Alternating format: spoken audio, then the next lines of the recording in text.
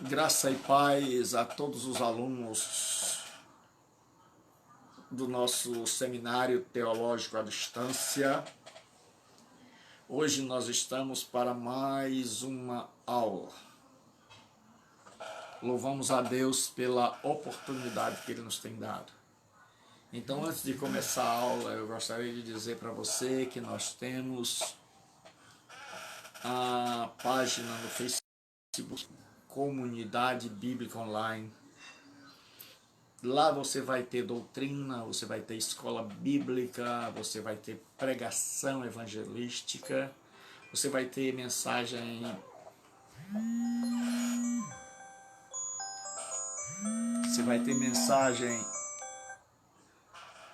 escrita, mensagem falada. Então vai lá e segue a nossa página, a Comunidade Bíblica Online. Deus abençoe o Erasmo, a Tatá.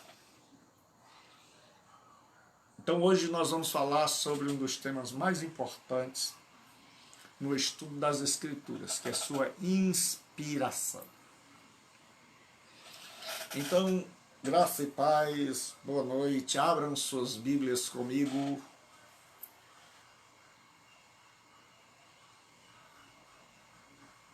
Carta do apóstolo Paulo, a segunda carta a Timóteo 3,16. Segunda carta do apóstolo Paulo a Timóteo, capítulo 3,16. Ainda dá tempo de você divulgar.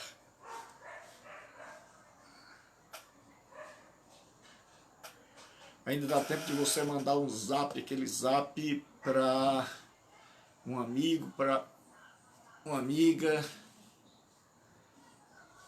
e para um conhecido, e dizer para ele, certo? Então nós temos aí Jailson, o Ian, tá aí, o Ian já muito atento, né? Um obreiro de valor, já colocou aí como você chega na página direto, é só escrever @shalom, certo? E você vai direto para a nossa página. Então vamos abrir as Escrituras.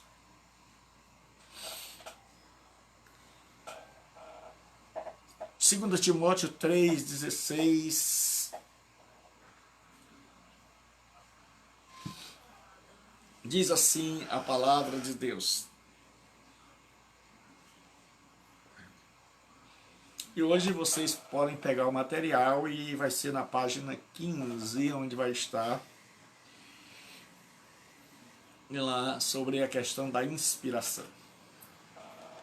Toda a Escritura é inspirada por Deus e útil para o ensino, para a repreensão, para a correção, para a educação na justiça. Senhor nosso Deus e Pai, nós nos colocamos à tua disposição e pedimos que o Senhor nos abençoe nesta noite. Pedimos que derrame sobre nós a tua graça, pedimos que derrame sobre nós a tua unção. Em nome de Jesus nós te pedimos, em nome de Jesus Cristo nós te agradecemos. Inspiração das Escrituras, certo? Nós colocamos aí no material de aula dos livros do Norman Geisler, que é o livro que nós estamos usando para preparar as aulas, e o livro do pastor Antônio Gilberto. Para o Norman Geisler, inspiração é a operação sobrenatural do Espírito Santo, que por intermédio de diferentes personalidades, ou seja, os autores tinham cada uma personalidade, ninguém é igual ao outro, e estilos literários dos autores, cada um escreveu em um estilo, um escreveu em poesia, o outro escreveu em história, como é o caso de Lucas. Lucas escreveu evangelho, escreveu história. Dos autores humanos escolhidos, investiu as palavras exatas dos livros originais das Sagradas Escrituras. em separado ou no seu conjunto, como a própria palavra de Deus, isenta de erro em tudo que ensina ou implica, inclusive em matérias de história e de ciência. E a Bíblia é, dessa forma, a regra infalível e a autoridade final de fé e prática para todos os crentes. Então ele diz que a Bíblia, ela é isenta de erro em tudo aquilo que ela ensina. Por exemplo, você pode pegar, quando a Bíblia fala, ela fala do ponto de vista fenomenológico. O que é isso? Se está chovendo, está acontecendo um fenômeno. Então, eu estou vendo o fenômeno. Eu estou vendo os raios, os relâmpagos, ouvindo os trovões. Eu estou vendo a chuva cair. Então, eu descrevo desse jeito, mas se você for estudar de forma científica e não fenomenológica, você vai ver que a chuva não cai, mas nós vemos. Por exemplo, quando nós estamos dentro de um ônibus, nós estamos sentados e a impressão que dá é que os postes, as casas, as lojas, elas estão passando, né? Então, ali é o que a gente chama de fenomenológico, ou seja, nós estamos observando um fenômeno e descrevendo de acordo com o que nós estamos vendo. Por exemplo, a Bíblia diz que Josué parou o sol e a lua, mas o sol e a lua não pararam. O que parou foi a terra. Mas do ponto de vista fenomenológico, observável de Josué, quando ele está olhando, ele está lutando e ele precisa de mais tempo para ganhar a batalha, e ele precisa de luz, então o sol para e a lua também, e ele pode ver a lua e o sol, porque Deus deixa o sol demorar um pouco mais, fazer um pouco de hora extra, para que Josué possa vencer a batalha. Então, ali, do ponto de vista fenomenológico, quando você olha para o céu e vê os dois astros parados, então você diz. Então, a Bíblia fala assim. Então, muitas vezes a ciência quer condenar a Bíblia porque não sabe que o autor bíblico fala do ponto de vista fenomenológico. Isso é, de acordo com o que ele está vendo. Certo? E ele diz que a Bíblia, ela é a autoridade final em questões de fé e prática. Então, quem é a maior autoridade não é a igreja, não é a doutrina da igreja, mas é a Escritura Sagrada. Certo? Então, o pastor Antônio Gilberto faz uma definição um pouco mais sucinta. Ele diz assim: é a influência sobrenatural do Espírito Santo como um sopro sobre os escritores da Bíblia, capacitando-os a receber e a transmitir a mensagem divina sem mistura de erro. Então ele faz uma definição mais sucinta e ele diz que é uma ação sobrenatural do Espírito. O Espírito Santo sopra. Na fisiologia, quando você diz assim, inspirar é puxar o ar para dentro dos pulmões, vai assim. Isto é inspirar, é puxar o ar para dentro dos pulmões. Então, e quando você solta o ar, você expirou. É por isso que sai a vida, diz que fulano expirou. Então, na fisiologia, e expirar é... Então, Deus, na verdade, expirou. E nós inspiramos. Deus solta o ar. E nós... E os homens santos de Deus fazem assim. E ele diz, capacitando-os a receber. porque nem sempre a gente entende o que nos é comunicado. Um dos grandes exemplos é a Bíblia, nem sempre a gente entende a Escritura. E ele diz, não só capacitando a receber, como a transmitir, certo? A Escritura sem erro. Então o Espírito Santo fez supervisor, que inspirou a pregação, inspirou como escrever e supervisionou para que nada de errado acontecesse, certo? Então nós vamos ver agora a natureza da inspiração. Quando a gente vê a inspiração da Bíblia, nós temos 3 tipos de opinião em relação à palavra de Deus. Como é que ao longo da história...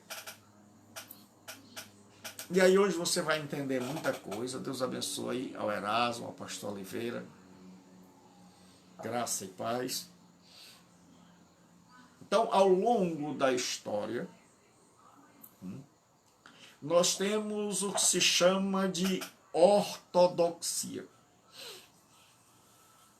Orto é correto, doxa é glória, opinião.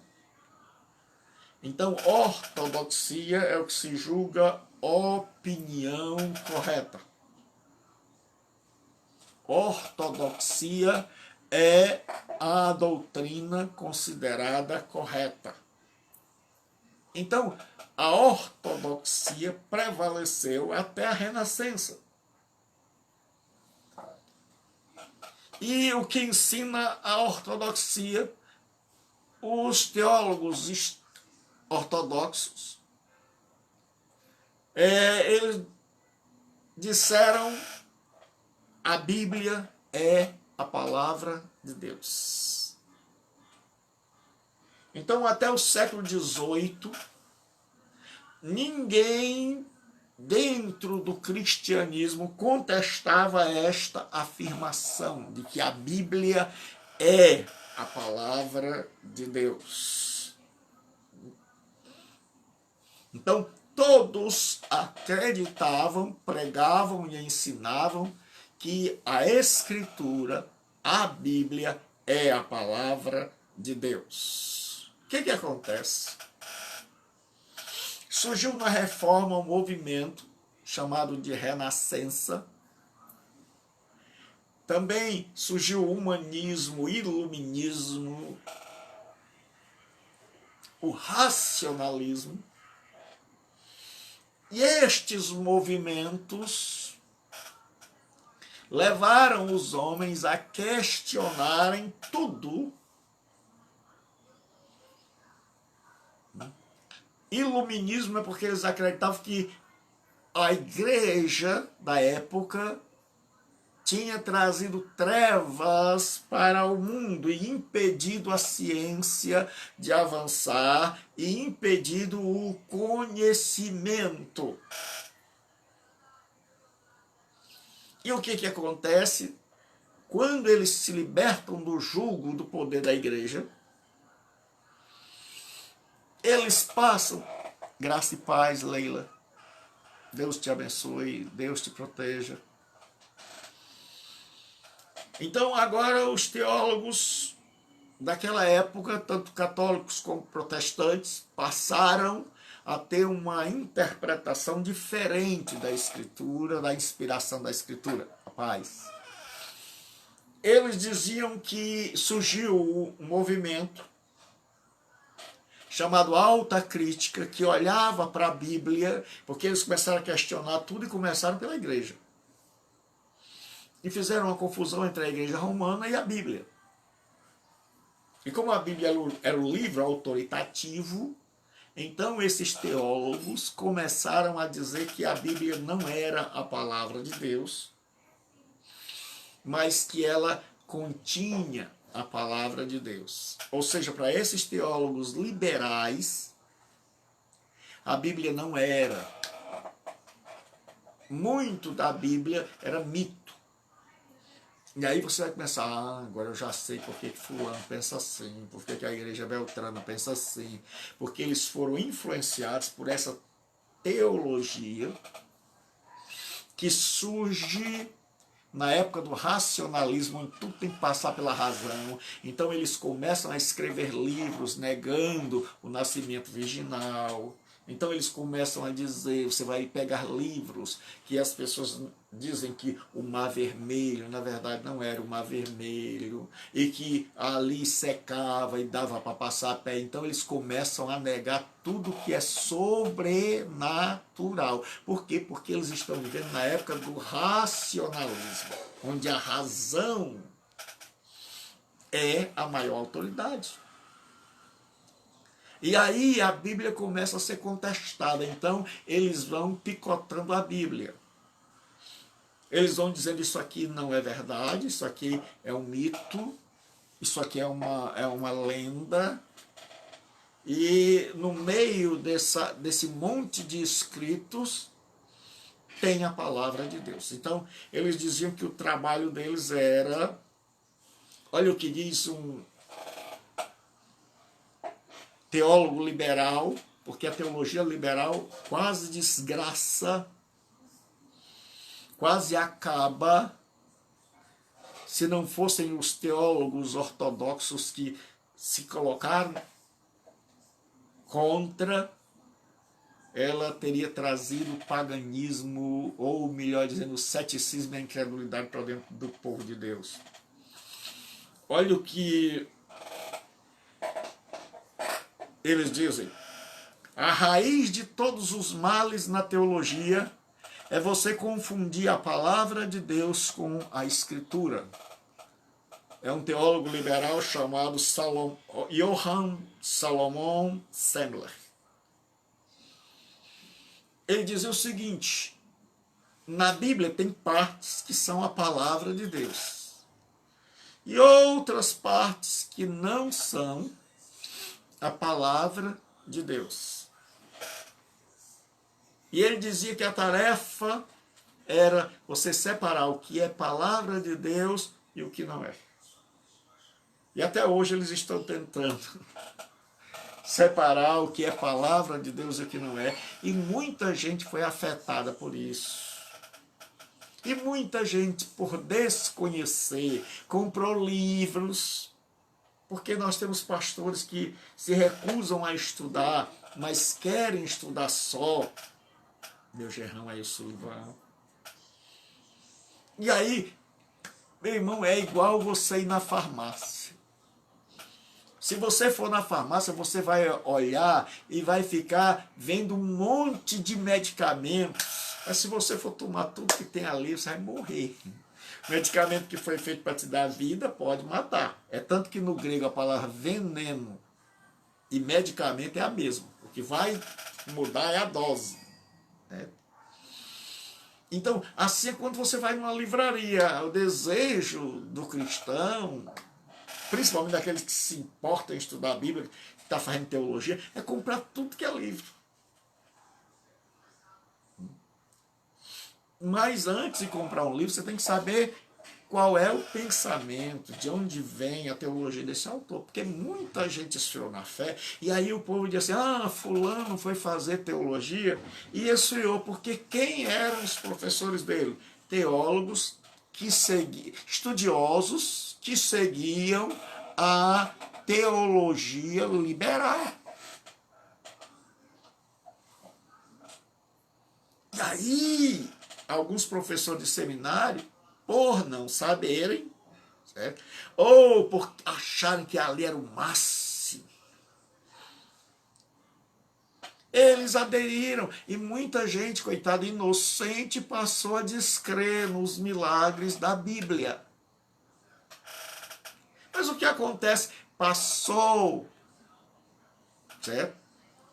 Passou esse tempo, o povo estava, os estudiosos da Escritura, principalmente um homem chamado Karl Barth, Soren Kierkegaard, Emil Brunner. Estes estudiosos começaram a dizer assim, rapaz, vocês estão errados. Vocês não estão. Jorge, Deus abençoe, meu pastor, abençoado, amigo, irmão. Espero que você esteja com muita saúde, desfrutando, você, irmã Amanda. Então, nesta noite, eu quero mandar um abraço bem grande para a minha sobrinha querida Letícia. Ela hoje estava com ciúme, dizendo que eu só falo na mãe dela e que havia esquecido. Eu quero dizer, Letícia, o tio ama muito. Então o que aconteceu? Aquela teologia incrédula, aquela teologia que foi criada, é por isso que existe teologia e teologia. Existe uma teologia que é a teologia liberal, que não crê em milagre, não crê em nascimento virginal, que não crê que Jesus é Deus. Então, antes de você comprar um livro, você tem que primeiro saber, você tem que fazer um curso para que você possa saber de onde é que vem as coisas. Não vai sair comprando, gastando seu dinheiro, porque depois você vai jogar dinheiro fora. Certo? Então, surgiu a neo-ortodoxia, ou seja, a nova ortodoxia. Esses estudiosos começaram a dizer, espera aí, esse povo aí, que está estudando a Bíblia, que está estudando a Bíblia de forma científica e está usando só a razão, eles não estão acertando, eles estão negando muita coisa. E aí eles tentaram voltar para a ortodoxia, para a doutrina correta. Só que aí o que aconteceu? Principalmente um homem chamado Søren Kierkegaard, que é o pai do existencialismo, ele agora vai tentar voltar, trazer de novo a teologia de que a Bíblia é a palavra de Deus. Mas aí, como na época deles, eles estavam muito ainda influenciados pelo racionalismo, eles disseram que a Bíblia torna-se a palavra de Deus. Torna-se no momento que você se encontra com Deus através dela. Então aí a Bíblia é a palavra de Deus. Então são três coisas, três maneiras de interpretar. A ortodoxia, a Bíblia é a palavra de Deus. No liberalismo, a Bíblia tem um pouquinho de palavra de Deus e a maioria é lenda. Na neo-ortodoxia, a Bíblia se torna a palavra de Deus. Espero que você tenha entendido. Minha teologia é a teologia ortodoxa. A Bíblia é a palavra de Deus. Então você vai ver hoje que muita gente influenciada pela neo-ortodoxia, eles disseram, a Bíblia se torna a palavra de Deus. E aí, muita gente foi e começou a dizer, olhe, se a Bíblia não se cumprir na sua vida, rasgue. Hoje, você lê a Bíblia, você crê na Bíblia, mas ela não se cumpre na sua vida. Então nós vamos fazer um desafio com Deus. Isso aí tudo é da neo-ortodoxia. É gente que não acredita que a Bíblia seja a palavra de Deus, mas que ela se torna. Ela se torna quando você faz corrente. Ela se torna quando você recebe milagre. E nós da ortodoxia dizemos o seguinte, quer você leia e creia, quer você não creia, quer os milagres aconteçam ou não, quer sua vida seja transformada ou não, a Bíblia foi, é e será para sempre a palavra de Deus. Então o que aconteceu? Muita gente bebeu água no garrafão errado. E aí bebeu água da ortodoxia, eles dizem, olha, vem para a nossa igreja, você passou a vida nas igrejas e nada aconteceu, nada mudou, você continua pobre. Venha para cá, porque aqui a Bíblia se torna, aqui a Bíblia se cumpre. Você está vendo isso na televisão direto. É a neo-ortodoxia que diz que a Bíblia não é a palavra de Deus, ela vai se tornar quando você for lá na igreja. A neo-ortodoxia deu origem a muita gente que leu e não interpretou. Aí eles disseram, olha, existem dois tipos de palavras. E as pessoas ouvem e ficam assim maravilhadas. É a palavra rema e a palavra logos. Talvez você já tenha ouvido isso sendo ensinado em algum lugar. E aí ele diz no grego, esse povo não sabe nem de grego, ele não conhece nem o alfa. Mas ouviram, eles leram um livro que eles compraram sem saber nem quem escreveu, nem qual era a cultura dessa pessoa. E aí, o que acontece? Eles disseram, existe a palavra rema. Eles disseram, no grego tem a palavra rema. E rema é uma parte da escritura que Deus libera e você tem que pegar. E eles disseram que logos é a palavra toda. Estão equivocados. Não é isso que a Bíblia ensina. No original grego, rema é palavra, mas é palavra falada. Logos é palavra, mas é palavra pensada. No grego existem essas duas palavras para distinguir quando você faz uma declaração, tendo preparado, como uma aula dessas, que você se preparou, e tem a palavra rema, que é a palavra falada, que você fala no dia a dia. Então não tem nada a ver com a história de pegue esse pedaço aqui e quando você pegar esse pedaço aqui que você vai ver muito, certo?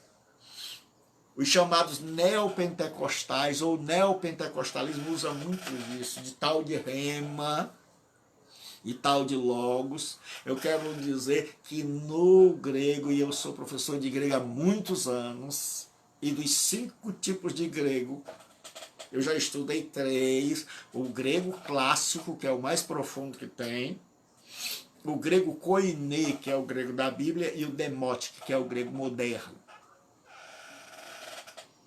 Então não tem essa história de rema. A Bíblia toda é uma palavra para nós.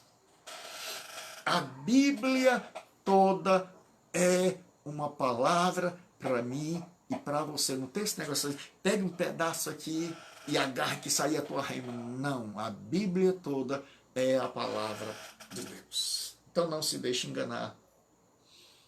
Veja o que estamos te dando para alimentar a tua alma. Veja o que você está consumindo por aí. Certo? Então a alta crítica começou a vasculhar a Bíblia toda só procurando erro. Já imaginou? Eram os ateus de Jesus. E aí o que acontece? Então nós temos 3 partes. Nós temos, aí eu vou começar, o liberalismo, que diz que dentro da Bíblia você vai encontrar pequenos textos que são realmente inspirados, e a imensa maioria não passa de lenda, folclore, inventado pelo judeu, e a tarefa para eles é encontrar esses pequenos pedaços. E aí a gente pergunta para eles, mas e aí, onde é que está a palavra de Deus na Bíblia? E rapaz, nós estamos procurando. Aí depois surgiu a neo-ortodoxia, que diz ela se torna. Tome posse. Aí surgiu esse negócio de tomar posse. Eu decreto. Está entendendo? Aí o povo começou a ouvir, começou a ler livros que eram novidade. Lá, aí começou o movimento nos Estados Unidos, o povo veio, deu certo. Os avivalistas dos Estados Unidos, eles começaram a determinar, eles começaram a decretar a morte dos vírus. Você já viu na televisão, eu te destruo o coronavírus, porque eles chegaram até a dizer, isso nós temos os teólogos mesmo, e nós temos o povão aí que pastorado aí, que pegou a coisa sem saber de nada e tentou aplicar. E aí eles procuram saber até o nome das doenças. Aí artrite, artrose, você vai olhar lá e diz, eita Jesus, é doença demais. E aí eles dizem que dentro da doença tem um demônio. Não bastasse ter demônio já em tudo que é lugar, eles botaram um demônio dentro do vírus. E ele diz o seguinte, que a medicação não mata o vírus porque o vírus está tendo vida pelo demônio. Então, quando a pessoa mata o demônio, expulsa o demônio que está dentro do vírus, aí o remédio faz efeito. Tudo isso veio dessa neo-ortodoxia, que os teólogos neo-ortodoxos eram pessoas tementes a Deus, os verdadeiros, e que queriam voltar, e que ficaram no meio termo. Eles tinham um ponto de vista que eles achavam crítico, e eles tinham um verdadeiro temor a Deus. Mas os que leram, os que beberam da sua fonte, não entenderam e criaram aí um monte de coisa. Eu decreto, certo? E criaram, a palavra tem poder, certo? E criaram um monte de doutrina em cima disso. Mas, deixei por último, porque a nossa interpretação da Bíblia é que de capa a capa, de texto a texto, de Gênesis a Apocalipse, ela é a palavra de Deus. Então a nossa posição é ortodoxa. Nós cremos que a Bíblia é a palavra de Deus, certo? Então, por nós crermos que ela é a palavra de Deus, desobedecê-la é desobedecer a Deus. Então, quando nós estamos em dúvidas, e quando nós queremos saber sobre qualquer assunto em matéria de fé, nós temos como autoridade maior a Escritura. Não é uma revelação. Não é uma profecia. Tem gente que quando quer saber a vontade de Deus, procura um profeta. Não existe profecia maior do que a Escritura. Certo? Nós precisamos ser homens e mulheres que conhecem, que leem, que estudam com responsabilidade a Escritura. Ela é a profecia por excelência. Né? Então, o que acontece agora? Nós cremos que ela é a maior autoridade em questões de fé. Então, tem a teologia e tem o que nós em brincadeira chamamos de axiologia. Axiologia é o fulano diz eu acho, o outro diz eu acho, e aí cada um sai com o tal do seu eu acho.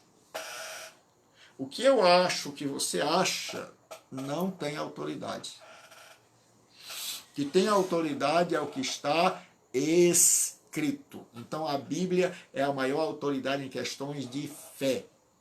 Então, quando diz sobre, vai falar sobre Deus, porque nós vamos ter uma matéria chamada Introdução à Teologia. Todo mundo faz teologia. Vou repetir, todo ser humano, até o ateu, faz teologia. Pastor, vou dizer de novo, todo pastor, todo ser humano faz teologia. Porque o que é teologia? a não ser expressar, pensar e expressar aquilo que nós acreditamos ou não acreditamos acerca do ser divino. Então, quando um ateu diz assim, não há Deus, ele está dizendo o seguinte, eu examinei, eu pensei cá com os meus botões, eu usei a minha razão, e eu acredito que não há Deus. Então ele está fazendo teologia, porque ele está pensando sobre o Ser Supremo. E ele chegou à conclusão de que esse Ser Supremo não existe. Mas para chegar a essa conclusão, ele tem que pensar em Deus. Então ele fez teologia. O outro chega e diz assim, Deus é pai, não é padrasto. Nós estamos fazendo teologia. Você está dizendo Deus é pai. O outro chega e diz assim, Deus tem poder para tudo.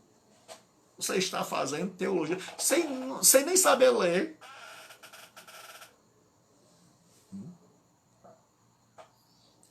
Até o pobre, aquela pessoa que mora lá nos confins do mundo, ele tem um pensamento formado acerca da divindade. E ele diz, Deus é pai.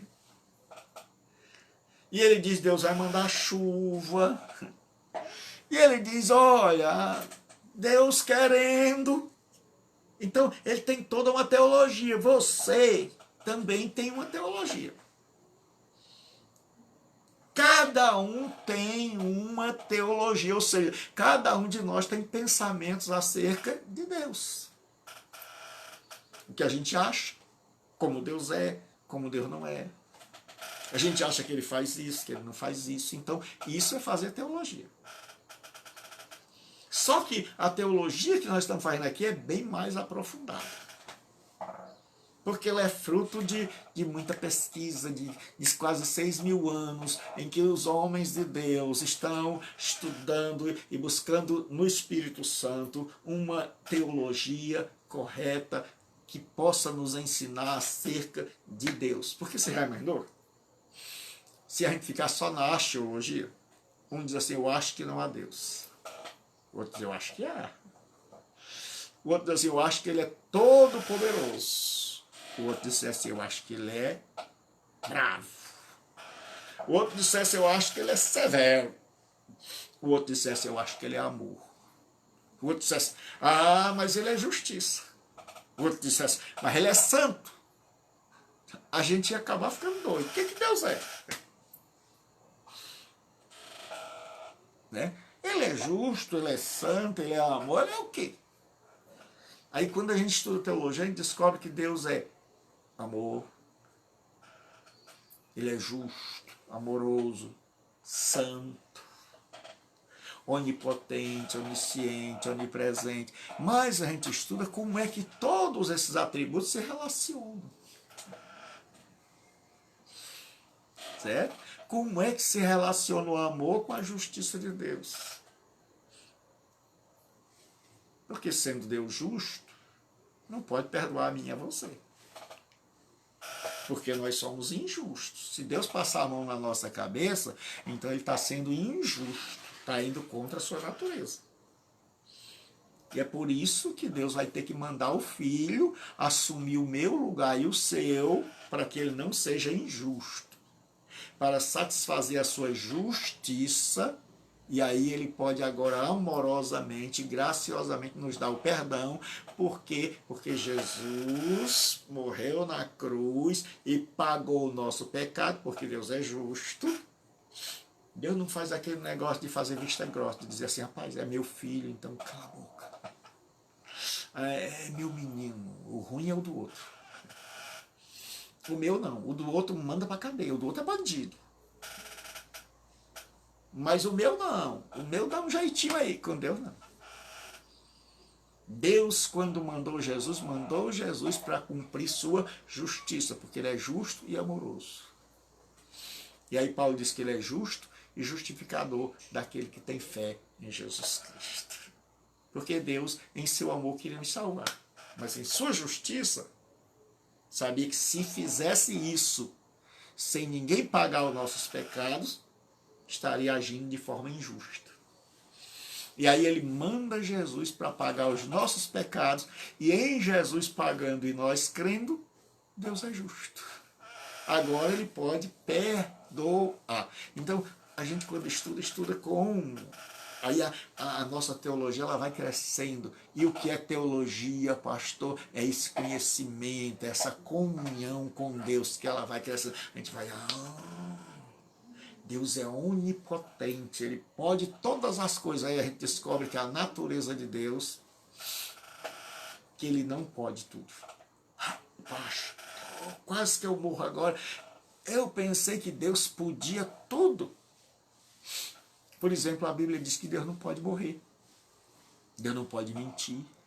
Deus não pode ser infiel. Então como é que a gente entende essa história de Deus pode tudo? Certo? A definição é que poder tudo, Deus abençoe, Olivier. Saudade, meu irmão. Deus te abençoe, saudade imensa. Sabe do tanto que você mora no meu coração, tanto que é querido.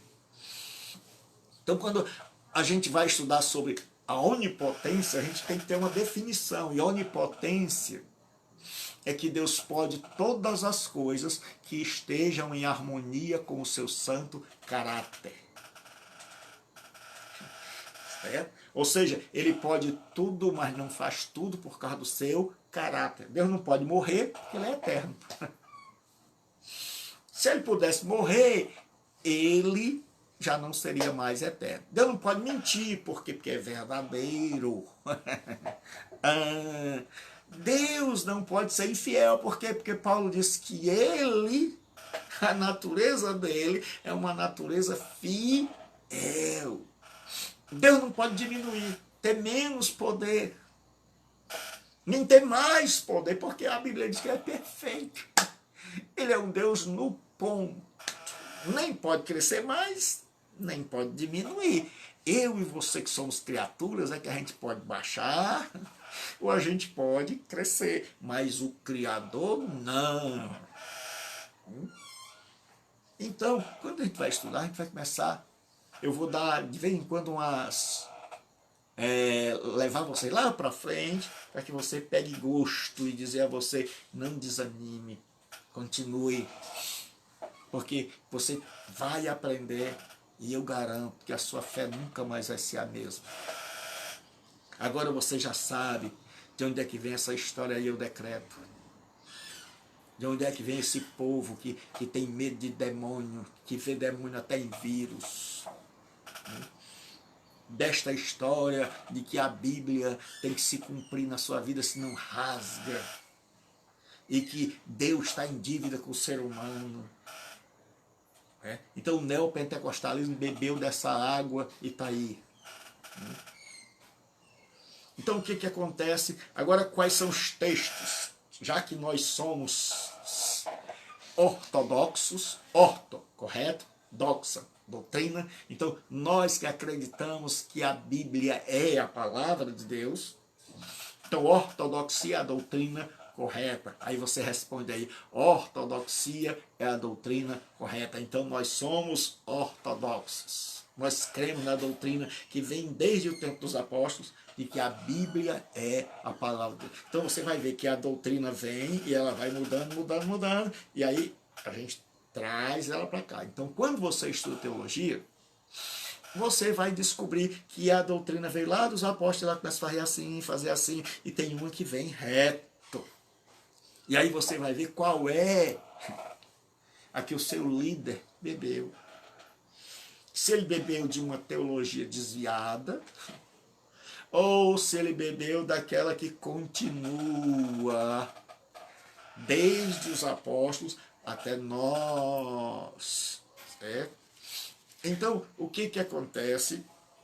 Os textos da Escritura, nós vamos ter dois textos.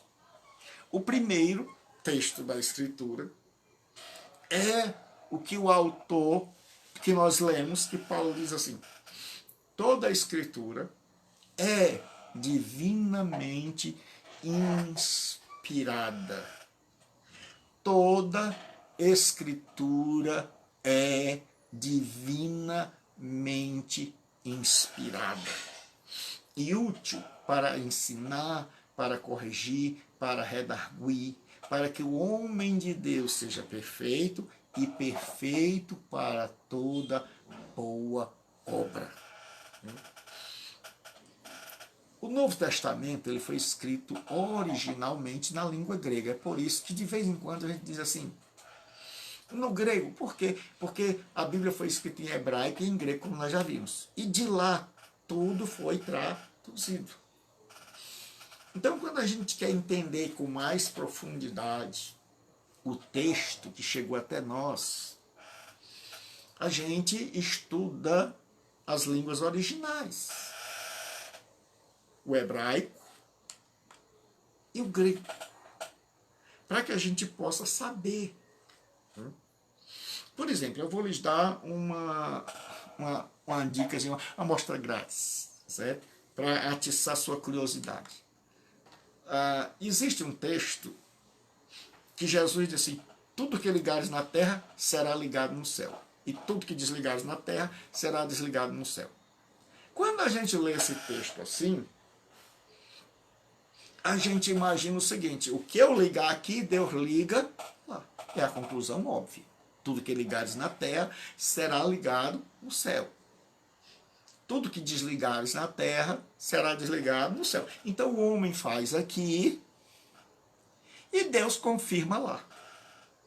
Só que no grego, nós temos aí dois verbos.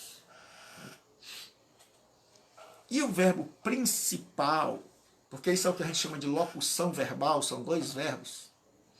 Será ligado, que é o verbo ligar e desligar. Este verbo principal, que tem um verbo auxiliar e o verbo principal, esse verbo principal está no passado. E é o que a gente chama na língua grega de passado perifrástico. Perfeito perifrástico. O que é isso? Você está falando coisa que eu não entendo, nem foi nada. Significa que esse verbo está no passado. Ele deve ser traduzido por terá sido. Então vai mudar tudo. Então se você pegar as Bíblias mais novas, você vai ver que a tradução agora já foi corrigida. Não é mais será, mas é terá sido. Não é mais será no futuro, não é tudo que ligares aqui na terra, eu ajudo vocês lá no céu, assino embaixo. Não, o texto, olha como vai mudar. Tudo que ligares na terra terá sido ligado no céu. Tudo que desligares na terra terá sido desligado no céu. Ou seja, sou eu que faço. É Deus que faz. E a igreja faz o que Deus já determinou. Então, na tradução antiga, era assim, a igreja faz e Deus acompanha a igreja. Na tradução correta, que é o verbo no passado, terá sido. Então ele diz assim, tudo que ligares na terra é porque eu já liguei lá no céu. Vocês só estão manifestando a minha vontade. E ele diz, tudo que vocês desligarem aqui na terra é porque eu já desliguei lá no céu. Aí agora sim, faz sentido. Deus está no comando. Não é você que está ligando. Não é você que diz, eu ligo aqui, pai, eu já liguei. Só funciona se Deus estiver ligado lá, se for a vontade de Deus. E aí muita gente, certo? Página de número 15 para vocês aí, mas nós já estamos, eu acho que na 16. Então vamos lá. Os textos, David, começando na página 15, nós estamos falando sobre a inspiração das Escrituras. Já falamos sobre a ortodoxia, o liberalismo e a neo-ortodoxia. Agora estamos nos textos que falam da Escritura. Os textos que falam da inspiração, porque nós somos ortodoxos. Então, minha teologia é uma teologia ortodoxa, que vem lá dos apóstolos até hoje e que não se desviou para nenhum lado. crê que a Bíblia é a palavra de Deus. Então o texto clássico diz, toda a escritura é inspirada por Deus. Então Paulo está afirmando que a Bíblia foi inspirada. E o homem inspirou. E o texto grego que foi escrito é assim, passa grafê teopneustos, ou teopneustos, que literalmente é assim, passa é toda, grafê é escritura, daí kalê é bela, grafia escrita. Então nós falamos muito grego sem saber. Kalê, grafia, bela escrita. Então, grafê é escrita. Toda a escritura é divinamente inspirada. Certo? Aí, essa palavra teopneus, ela é formada de duas palavras gregas.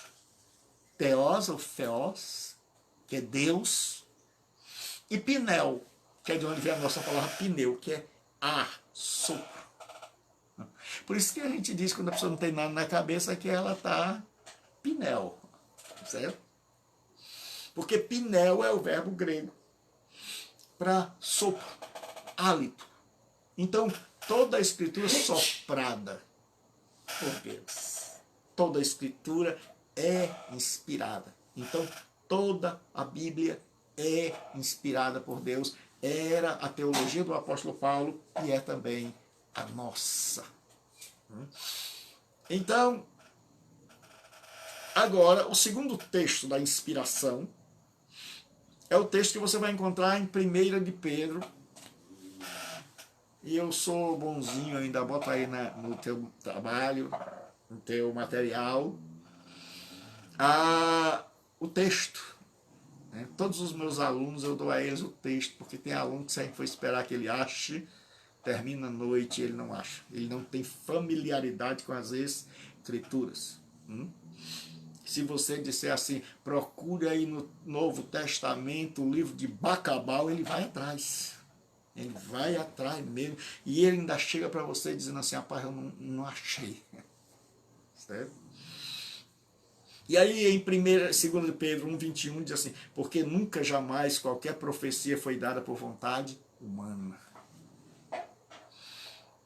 Entretanto, homens santos falaram da parte de Deus. Quem é o sujeito dessa oração?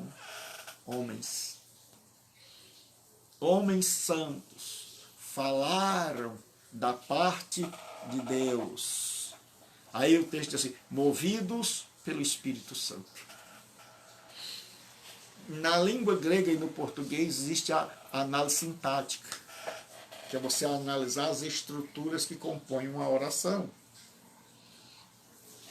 E o sujeito, existe o sujeito agente e o sujeito paciente. Ou seja, o sujeito agente é quando o sujeito está fazendo uma coisa, o sujeito paciente é quando ele está sofrendo uma coisa. E aqui o sujeito está sofrendo, ele não está fazendo. Diz que os homens santos falaram a palavra da parte de Deus.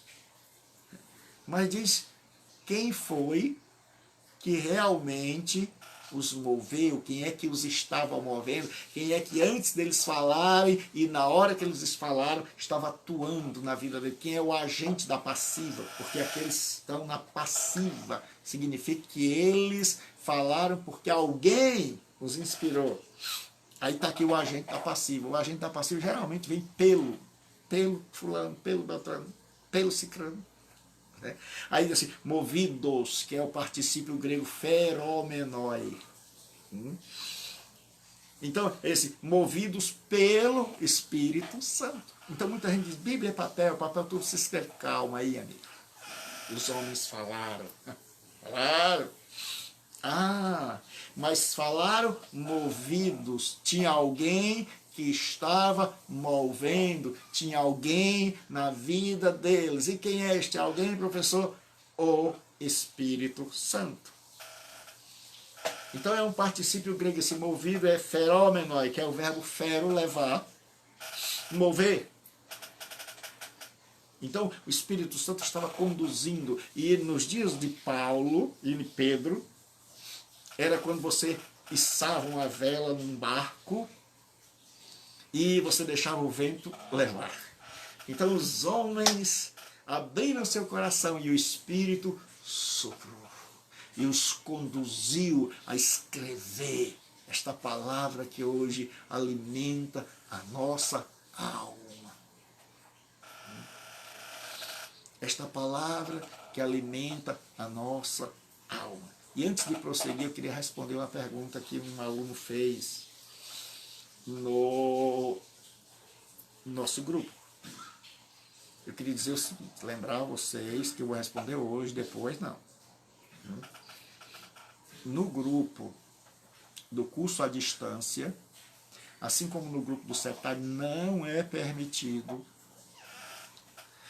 conversar outro assunto que não seja sobre o curso. É assim como é o curso, quais são as cadeiras. Nós não podemos bagunçar os canais. O aluno me fez uma pergunta sobre uma live que eu fiz no meio-dia, que é completamente diferente, é outro canal. São reflexões rápidas e não tem nada a ver com o curso. Então, professor, eu posso perguntar o que você quiser, você pode perguntar, desde que seja de respeito à Bíblia. Você pode perguntar o que você quiser, você pode chegar aí e dizer assim, olha, professor, eu estou aqui com uma dúvida, pode ir lá no grupo e dizer assim, professor, não entendi, o senhor falou lá que era movido, eu não entendi qual foi a palavra, então você pode perguntar à vontade. Você não pode misturar os canais. Você não pode perguntar coisa lá no grupo. Professor, e onde é que eu pergunto? Lá onde eu preguei. Lá na página. Você deixa lá, certo?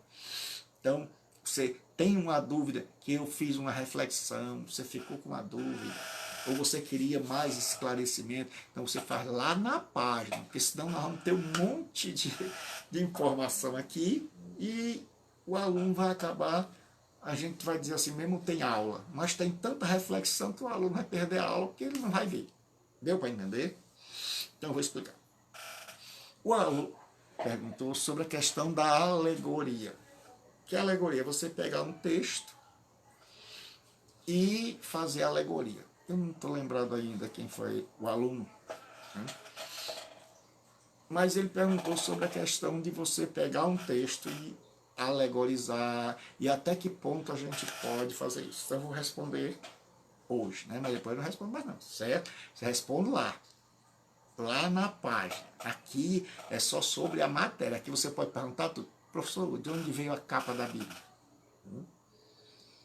Pastor, e como é que foi feita essa história de Velho e Novo Testamento? Pastor, e que línguas? Pastor, e como foi que saiu lá do hebraico? Então aqui sobre a matéria você pode perguntar tudo, certo? E sobre as outras coisas você pergunta lá onde eu preguei, para eu poder não doidar, certo? Como eu digo brincando, vai matar o cão. Certo? Lá para os meus alunos lá do CETAD, eles já estão acostumados comigo de já matar o cão, porque senão eu piro mesmo. Se eu tiver que estar falando de uma matéria e me lembrando das perguntas que vocês fizeram de outras lives, eu estou todo dia na live, eu estou ficando o rei da live. Certo?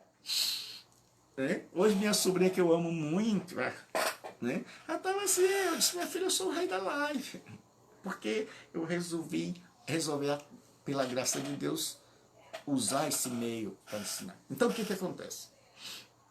Quando a gente faz uma ilustração, a gente tem que ver os princípios.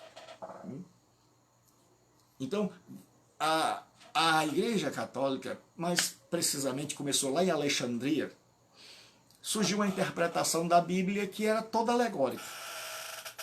Então cada um entendia de um jeito. Então, por isso que o povo da Igreja Católica não se acostumou muito com a interpretação da Bíblia, porque todos os teólogos, a partir de um cidadão chamado Orígenes, que foi um gênio, mas todo gênio comete seus. É por isso que eu chamo aluno carinhosamente de herege, porque todo gênio, um dia, ele vai errar, porque só quem não erra é Deus. E Orígenes instituiu o método alegórico. Lá em Alexandria era uma escola de estudo das Escrituras. E eles achavam que estudar a Bíblia de forma literal Não dava. E aí eles começaram a interpretar a Bíblia pelo método alegórico. Por exemplo, Paulo vai fazer isso. Não vai fazer? Paulo diz que Sara representa a Jerusalém celestial, que é a igreja, e Agar representa a Jerusalém terrena, que é a escrava com seus filhos. Lá em Gálatas ele vai fazer uma alegoria com Sara e Agar, com a Jerusalém terrestre e a Jerusalém celeste. Então, alegorizar o texto todo, qual é o perigo? É que a gente acaba não sabendo o que o autor queria dizer, porque cada um pode alegorizar do jeito que bem quer. Agora, quando você interpreta a Bíblia, se você interpretar a Bíblia só no sentido exegético, então a Bíblia só vai falar para aquelas pessoas daquele determinado tempo,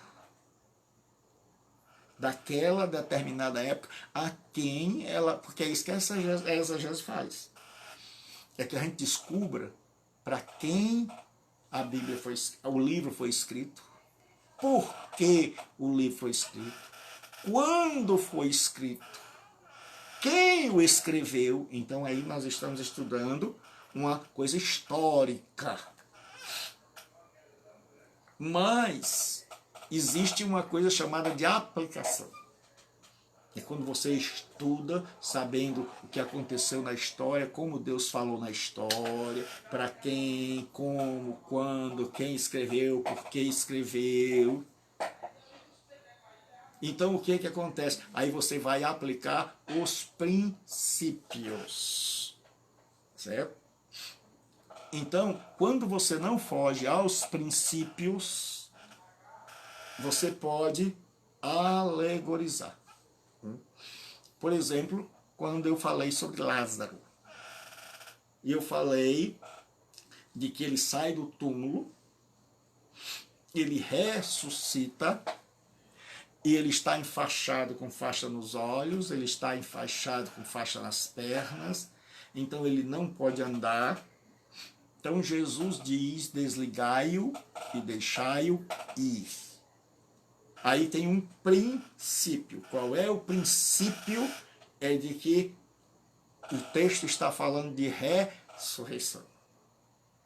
E existem dois tipos de ressurreição. Ressurreição física e ressurreição espiritual, que é o que acontece quando nós nos convertemos. Porque a Bíblia diz que todos nós estávamos mortos em pecados e delitos.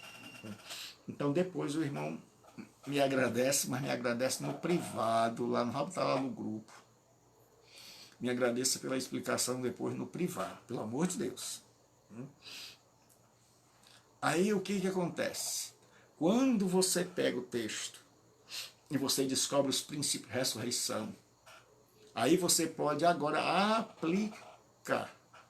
Aí você pode dizer, olha, tem gente que ressuscitou para uma nova vida. E essa ressurreição, quando a pessoa ressuscita, quando a pessoa nasce de novo, que é a maneira de falar do Novo Testamento para a ressurreição espiritual, quando a pessoa nasce de novo, ela percebe que ela está toda enfaixada, que ela está toda amarrada, atada, que a vida dela está uma verdadeira bagunça. Que ela sabe que nasceu de novo, que ela sabe que começou uma nova vida, mas ela ainda vive dando cabeçada, ela ainda vive sem andar direito. Por quê? Porque é normal, é como uma criança. E toda criança, se nasceu de novo, é criança. E toda criança precisa de um pai, de uma mãe, de uma instituição, que é a igreja, para orientar esta pessoa. Então, o princípio... Então, enquanto a gente não fugir do princípio, nós podemos alegorizar.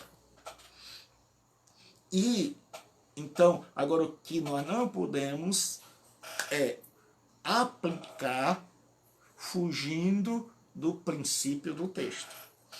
Por exemplo, o texto fala de ressurreição, eu vou falar de encarnação, aí não dá.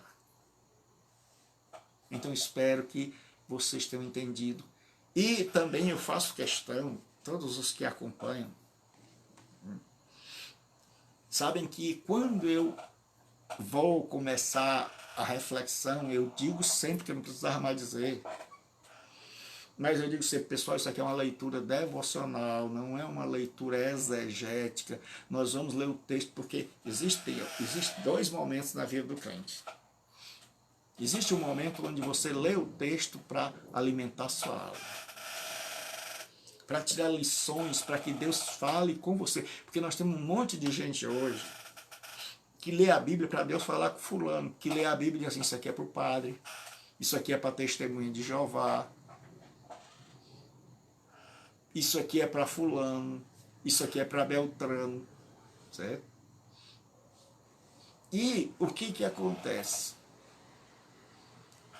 A pessoa, ela acaba não tendo a Bíblia para ela, certo? Então, existe aquele momento onde você lê para alimentar a sua alma. E existe aquele momento onde você lê para alimentar seu entendimento, para que você possa compreender, que é o que a gente chama de exegese. Aí, o que a gente vai fazer? A gente agora vai estudar, vai ver como é que está nos textos, vai estudar o texto com calma. Então, são momentos distintos. Porque se todas as vezes que você for ler a Bíblia, você for ler a Bíblia só com o intuito de saber quem escreveu, para quem ele escreveu, quando ele escreveu, a quem escreveu, qual era o problema que estava lá, você não, a Bíblia sempre vai falar com os outros, nunca vai falar com você. Mas há momentos onde é o seu devocional, onde você lê a Escritura e diz, Deus, quais são as lições que eu tiro desse texto para mim, para a minha vida? E aí Deus não só fala lá no passado, mas ele fala hoje, certo? Então, a inspiração da Escritura é a inspiração da ortodoxia, que diz o seguinte, que a Bíblia é a palavra de Deus. E que quais são os textos da Escritura? Os textos da Escritura são 2 Timóteo 3,16, toda a Escritura é divinamente inspirada. E 2 Pedro 1,21, que diz, os homens santos falaram, mas falaram movidos. O agente da passiva, eles estão passivos, eles estão falando, mas eles precisam de alguém que os inspire, que diga o que eles devem dizer. E que nós vamos ver que o Espírito Santo inspirou até as palavras. Porque você vai ver muitas vezes que a gente pergunta uma coisa a você, e você sabe, mas você não tem palavras para descrever. Se a gente perguntar a você o que é globalização, muita gente sabe, mas não tem palavras para descrever assim, com facilidade na hora. Então, o Espírito Santo, ele não só inspirou, como ele colocou na ponta da caneta e na ponta dos lábios, na ponta da língua, a palavra certa para dizer, certo? Então, o que acontece?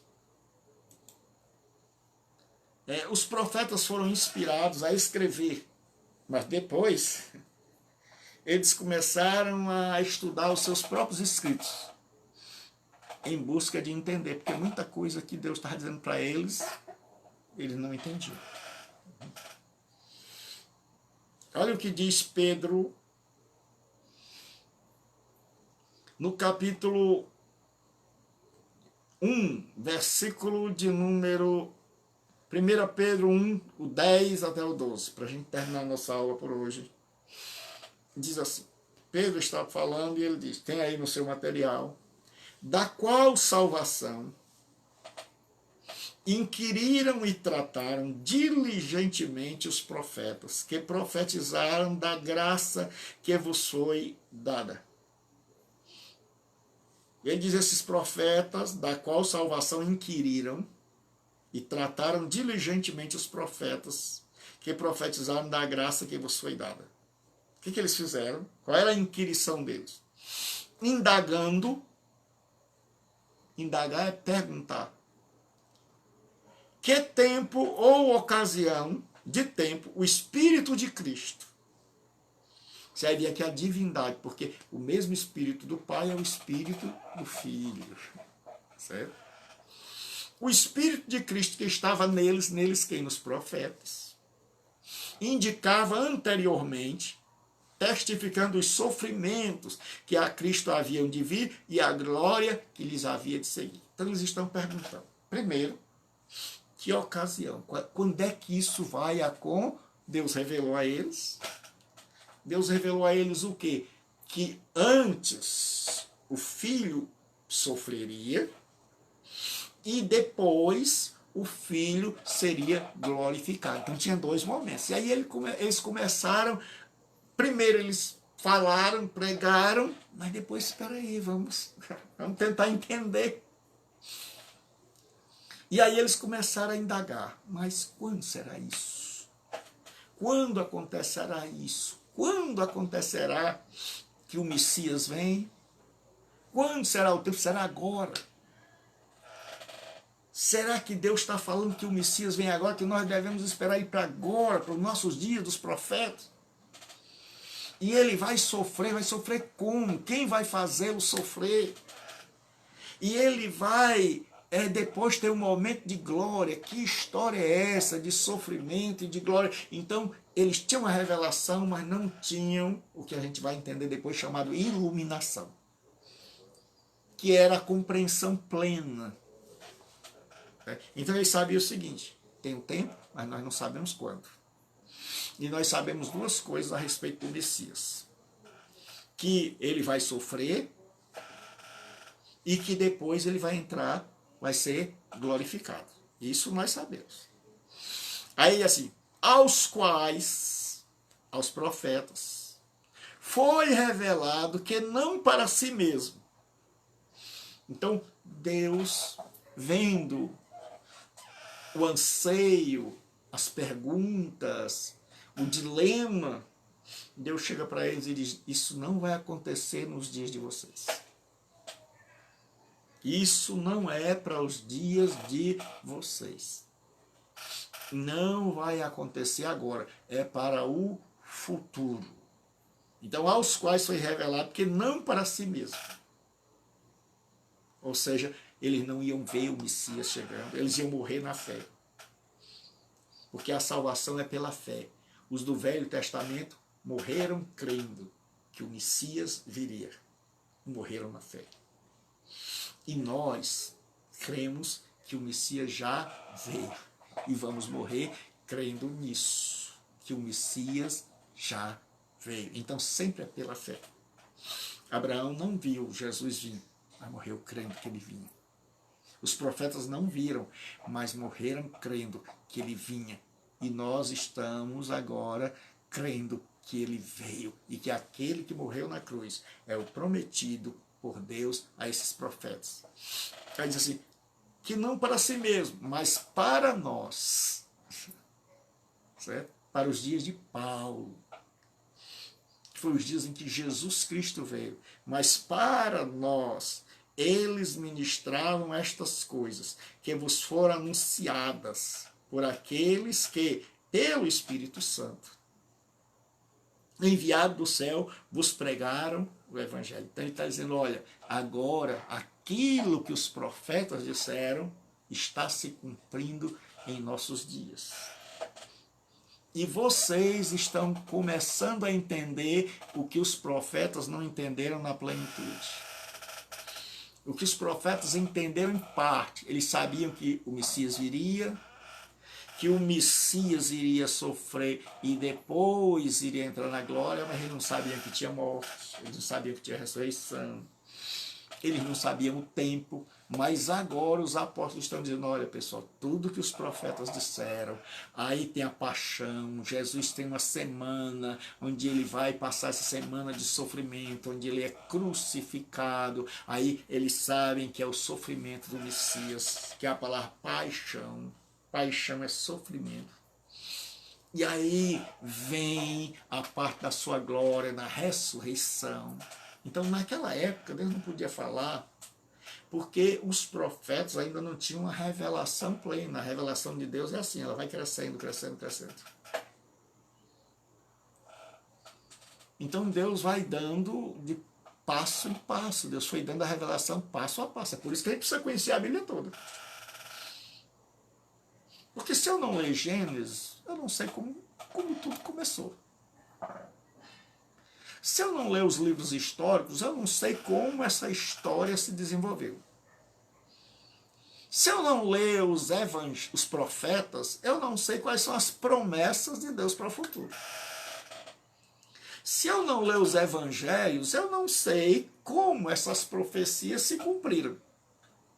E se eu não ler as epístolas, eu não vou saber como devo proceder diante dessas revelações dos profetas. E como é que, como igreja, que aquelas profecias todas apontavam para Jesus e para a sua igreja, e como é que eu, enquanto igreja, devo agora me conduzir, me portar. E aí, enquanto igreja, nós aguardamos o futuro. Estamos esperando o nosso amado Senhor. E aí, o que acontece? Nós temos que ler o Apocalipse para saber como é que vai ser. Nós temos que ler não apenas o Apocalipse, mas as passagens apocalípticas. Que nós vamos ver que na Bíblia tem um monte de gênero. Você vai pegar um evangelho, se você ler o evangelho com calma, aí o evangelho, o autor está numa narrativa. Ele diz assim, e Jesus subiu ao monte, sentou-se. Quem está falando ali é o autor, é o que a gente chama de narrativa. E o autor está narrando a história. E ele diz, e os seus discípulos chegaram perto, e a multidão, e Jesus sentou-se. Aí o gênero literário vai mudar. Agora deixa de ser narrativa para ser uma pregação. Aí Jesus diz, bem-aventurados os pobres de espírito, porque deles é o reino dos céus. Aí agora é o que a gente chama na teologia de dito de Jesus, é uma pregação. Já não é mais narrativo, você já não pode interpretar do jeito da narrativa. Aí você vai ver que nos evangelhos, aí Jesus sobe o monte e vai orar. Aí já não é mais narrativa nem dito, é Jesus orando. Aí Jesus desce, encontra um cabra com um filho encapetado. Já não é mais oração, certo? É exorcismo, libertação. Aí você vê que no outro lado, aí levanta-se um fariseu, levanta-se um líder religioso, e aí contesta Jesus, e aí começa uma controvérsia, aí Jesus começa, aí o fariseu chega e diz assim, com que autoridade você faz isso? Com que autoridade você entra no templo e derruba as mesas? Aí Jesus disse, eu vou também perguntar uma coisa a vocês. Vocês estão me perguntando, o batismo de João era dos homens ou de Deus? Aí você vai ver, vixe pastor, mas já mudou tanto, mudou. Agora já é um diálogo, uma polêmica. Agora já é uma controvérsia. Os discípulos, Jesus está sendo questionado e Jesus vai responder. E aí Jesus diz assim, o batismo de João era do céu ou dos homens? Eles olham e dizem, se dissermos do céu, ele vai perguntar por que não Cristo. Se dissermos dos homens, aí você vai ver, aí ele vai dizer, se dissermos dos homens, o povo vai nos apedrejar. Então ele disse, nós não sabemos. Jesus disse, então, já que você não me respondeu, eu também não vou responder vocês. Aí você vai ver que Jesus, aí o autor continua narrando, e Jesus foi para a Betânia, de Betânia ele foi não sei para onde, e foi para a Galileia, e chegou no Jordão, e entrou no barco, e mandou os seus discípulos irem na frente, e ele foi orar a oração de novo. Aí Jesus está orando, e os discípulos estão lá apanhando do mar. E aí Jesus agora vem andando por cima das águas, aí já é milagre, já é um texto de milagre. Aí você vê, vai da libertação para milagre, para narração, para pregação, aí ainda tem os textos poéticos. As músicas, onde Maria diz assim, a minha alma engrandece ao Senhor, o meu espírito se alegra em Deus, meu Salvador. Então você vai ver que aquele texto todinho ali está escrito de forma poética. Então você vai dizer assim, puxa, pastor, o negócio é sério. Então, existem vários gêneros literários que os autores usaram e que ele termina um e já passa imediatamente para outro, e que às vezes a gente nem nota e interpreta tudo da mesma maneira. Então, o que acontece? Vamos voltar agora para cá. Então você vai ver que a gente tem muito caminho a percorrer.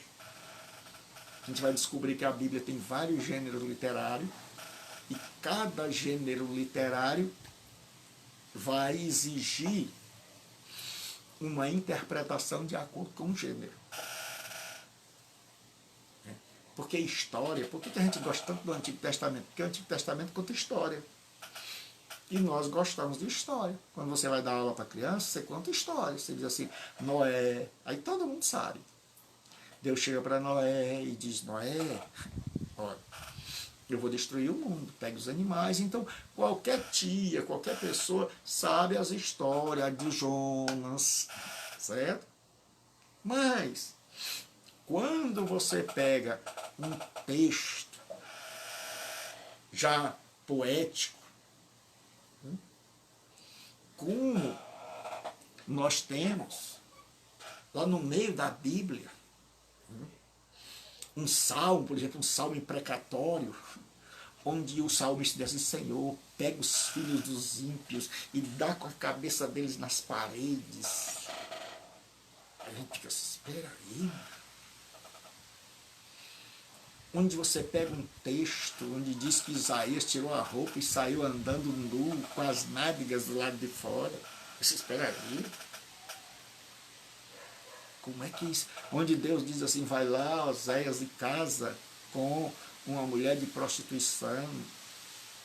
Aí quem já está me acompanhando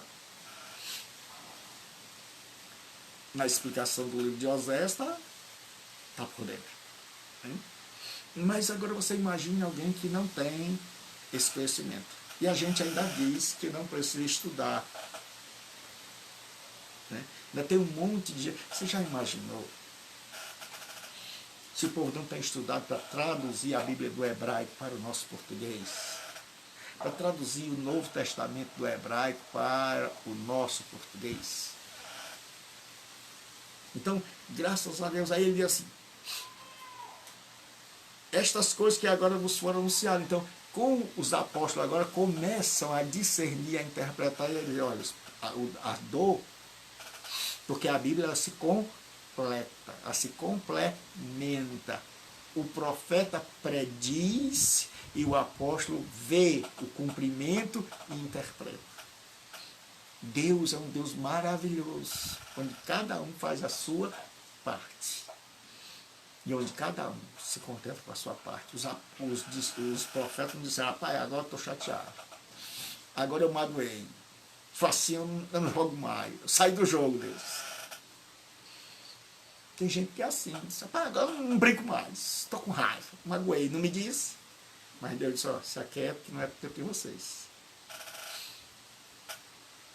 Só registrem e anunciem ao povo que isso vai acontecer no futuro. Aí os apóstolos, quando viram aquilo, disseram, o Espírito Santo disse, está se cumprindo. que vocês leram está se cumprindo nos vossos dias. E aí eles agora foram anunciar agora a interpretação correta nos dias dos apóstolos. Por isso que nós temos que seguir a doutrina dos apóstolos, porque eles interpretaram, eles viveram o dia do cumprimento das profecias, no seu âmago, que pelo Espírito Santo enviado do céu vos pregaram o Evangelho, para as quais coisas os anjos desejam atentar. Aí nós vamos terminar aqui explicando, certo? Esse texto que muita gente diz que os anjos desejaram pregar o Evangelho. Isso não é verdade. Os anjos nunca desejaram pregar o Evangelho. Esse verbo atentar, no grego quer dizer curvar-se e ouvir atentamente, compreender, entender. Então, o que os anjos queriam? Só Deus conhece todos os mistérios. Só Deus é onisciente e onipotente. E Deus não revelou aos anjos tudo que ia fazer. E os anjos, assim como os profetas, não compreenderam muitas coisas que Deus disse, porque ainda era para o futuro. E os anjos, agora, diz Pedro, que eles estão escutando os apóstolos, escutando o que o Espírito Santo revelou aos apóstolos, que eles tanto também queriam saber. E ele diz assim, coisas para as quais, que coisas?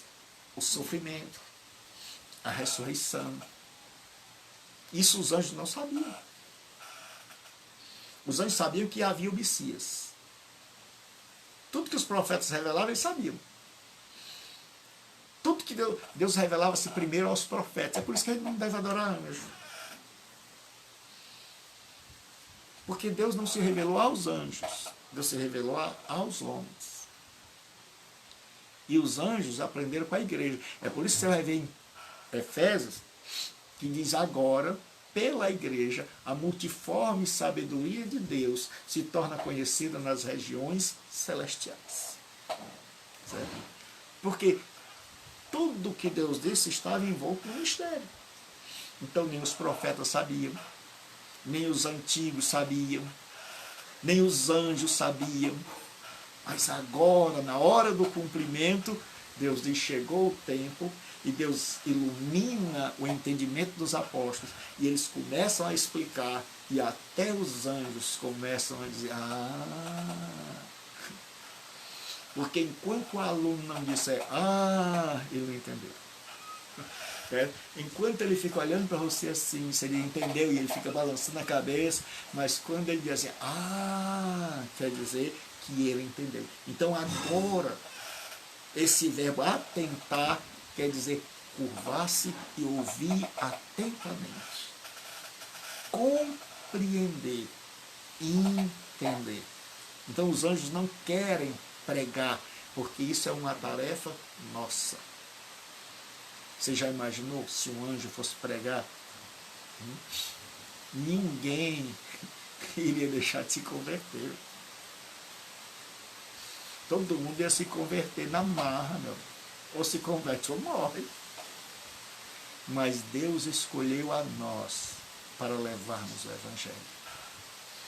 E os anjos, para tentar compreender. Deus abençoe o pastor Arnaldo.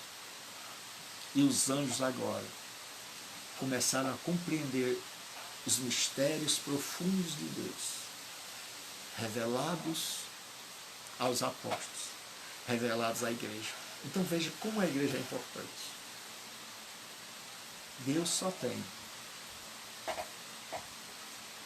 um meio para alcançar o mundo. E este meio é a igreja. Vou repetir. Deus só tem um programa para o mundo. E este meio é a igreja. Por isso o diabo ataca a igreja. Por isso o diabo não quer que a igreja se prepare. Por isso nós temos uma igreja tão menina, tão infantil. Porque no dia que a igreja souber, que ela descobrir que nós somos os instrumentos escolhidos por Deus para mudarmos o mundo, porque Paulo começa suas viagens missionárias no ano 46, e ele vai terminar por volta do ano 57, a terceira viagem missionária. E ele diz que toda criatura debaixo do céu ouviu a mensagem do Evangelho. Ou seja, os apóstolos, porque o livro de Atos ele cobre mais ou menos 20 anos. Em 20 anos, a igreja que começou lá em Jerusalém alcançou todo o Império Romano. Que era o que eles queriam dizer. Chegou a Roma, sai de Jerusalém, um punhado de pescadores. E com as viagens missionárias de Paulo em 12 anos, ele consegue alcançar o mundo conhecido, o mundo da época. Porque era uma igreja no poder do Espírito, uma igreja com defeitos e problemas iguais a nós, mas que tinham homens e mulheres cheios do Espírito, que botaram no mundo, e que eles recebem um elogio tremendo quando eles chegam numa cidade, lá em Éfeso, e os seus acusadores disseram: estes que transtornaram o mundo chegaram aqui. A igreja é a resposta de Deus. Por isso a igreja é tão perseguida, por isso a igreja, as pessoas não têm vontade de estudar, por isso as pessoas não querem saber qual é o seu dom, por isso as pessoas não querem se envolver com o reino de Deus. Porque o diabo sabe que no dia que nós descobrirmos que nós somos o canal pelo qual, e o único plano de Deus, não acredite na história da teologia dispensacionalista que diz que Deus tem um plano para Israel, um plano para a igreja. Isto é um equívoco. Deus tem um plano que se cumpre em Jesus Cristo e na sua noiva, que é a igreja. E esta igreja é o instrumento de Deus para abençoar o mundo. Então, se você tem dúvidas quanto à aula de hoje, você coloca lá no grupo questões da aula. Se você tem dúvidas em outros momentos, em outras pregações, em outras reflexões, você coloca lá que eu terei o maior prazer em responder. Que Deus abençoe, que Deus dê uma semana de bênção. E lembre-se sempre, nosso encontro é toda quinta, certo? E na segunda e na quarta segunda de cada mês. Então nós temos uma segunda sim, uma segunda não. Mas quinta-feira, toda quinta-feira, nós estaremos aqui para 1h30 de estudo da palavra de Deus. Certo? Então, deixa teu comentário, deixa tua dúvida lá. Certo? Você teve uma dúvida sobre essa aula, então manda. Certo? Renato Borges, Deus abençoe. Então, Renatão, se vocês têm qualquer dúvida, irmãos, mande no meu privado, ou então lá no grupo. Assim, professor, eu não deu para falar, a gente não deu para escrever lá, porque eu também, para ver aqui as coisas, esse óculos é para 3 distâncias, é para longe, é para perto, assim, eu tenho que fazer assim para enxergar aqui. Então, muitas vezes eu tenho dificuldade de entender o que vocês estão, em quem é, certo? Porque eu tenho que estar mexendo a cabeça para o óculos chegar na posição correta. Então, de perto eu tenho que fazer assim, aí eu já sei que ele é o David Lobato, eu sei que é o Ian Belém. Então, Deus abençoe. Se você tem dúvidas sobre reflexão, vá na página, tem que seguir.